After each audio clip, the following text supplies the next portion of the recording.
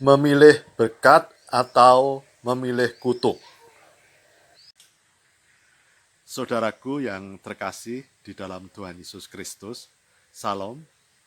Pada umumnya setiap orang Kristen sudah mengenal dengan akrab, sudah familiar, bahkan sudah melekat di dalam dirinya tentang kata berkat. Karena di dalam doa orang Kristen sering diucapkan kata berkat.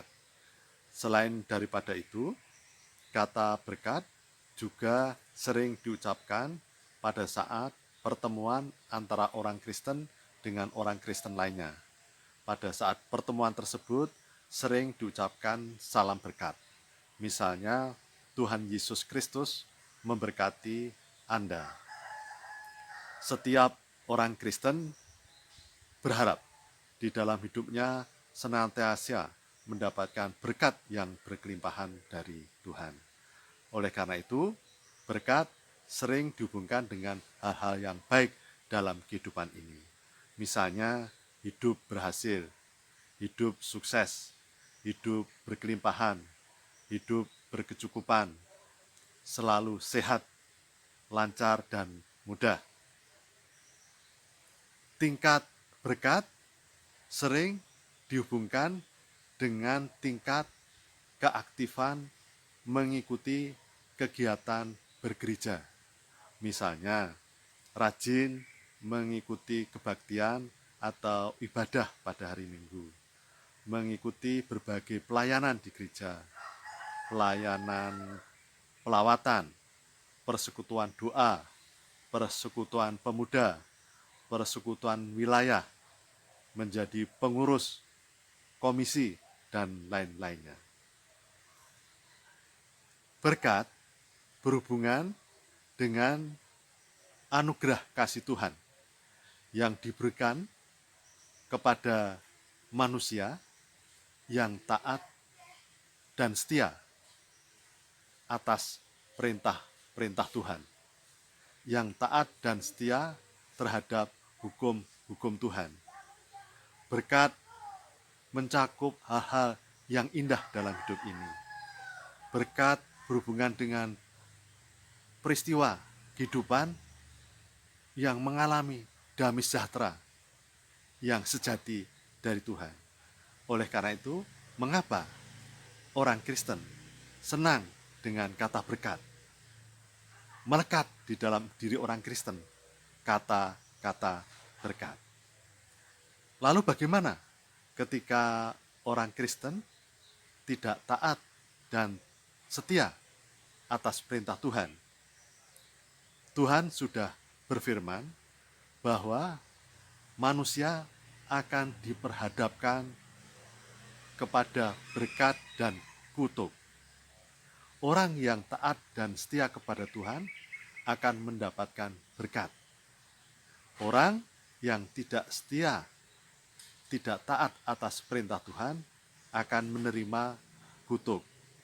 Oleh karena itu, mengapa orang Kristen sebaliknya dengan kata kutuk itu tidak melekat, sering dihindari karena berhubungan dengan hal-hal yang mengerikan, hal-hal yang tidak diharapkan oleh setiap orang Kristen.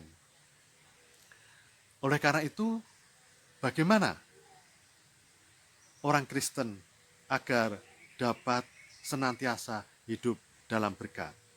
Namun sebelumnya, kita perlu memahami terlebih dahulu tentang kutuk dan apa saja yang dapat menyebabkan kutuk di dalam diri orang Kristen.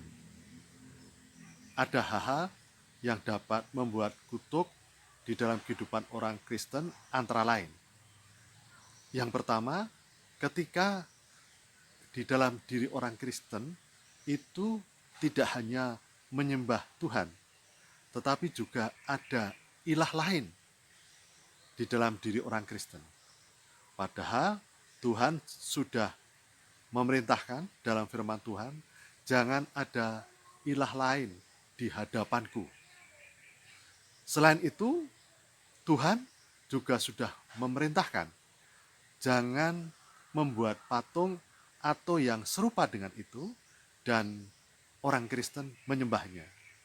Jadi Tuhan sangat cemburu jika orang Kristen ada ilah lain di dalam hidupnya atau membuat patung dan menyembahnya.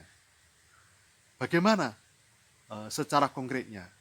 Misalnya orang Kristen berusaha membuat mudah untuk mendapatkan karir atau kekayaan dengan jalan mencari orang lain atau mencari tempat keramat yang dapat membuat karirnya lancar, yang dapat membuat kekayaan yang melimpah dengan cepat dan mudah. Dan itu yang tidak disukai Tuhan. Dan yang perlu diingat bahwa kutuk terhadap dua hal ini tidak hanya terkena atau diterima oleh orang yang melakukannya, tetapi sampai generasi ketiga dan keempat, sampai cucu dan cucu buyut. Kemudian,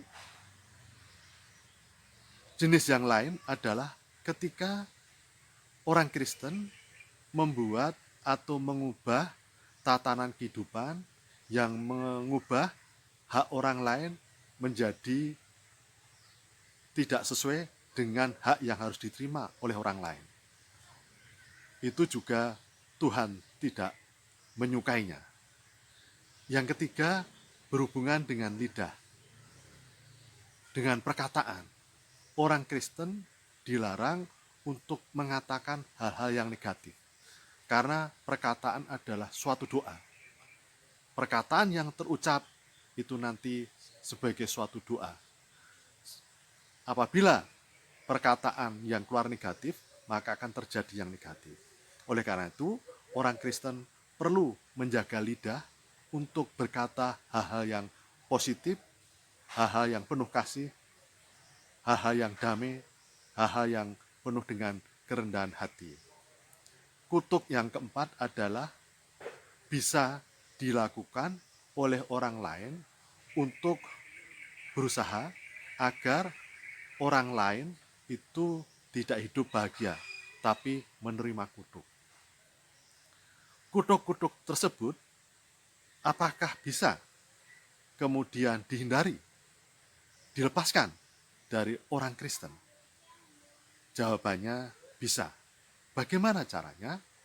Adalah orang Kristen yang pernah jatuh dalam kutuk agar segera mengakui segala kesalahannya dan bertobat, dapat dibantu bersama dengan hamba Tuhan, mengakui segala kesalahan dan dosa-dosanya, kemudian bertobat, kemudian berbalik untuk taat dan setia kepada Tuhan.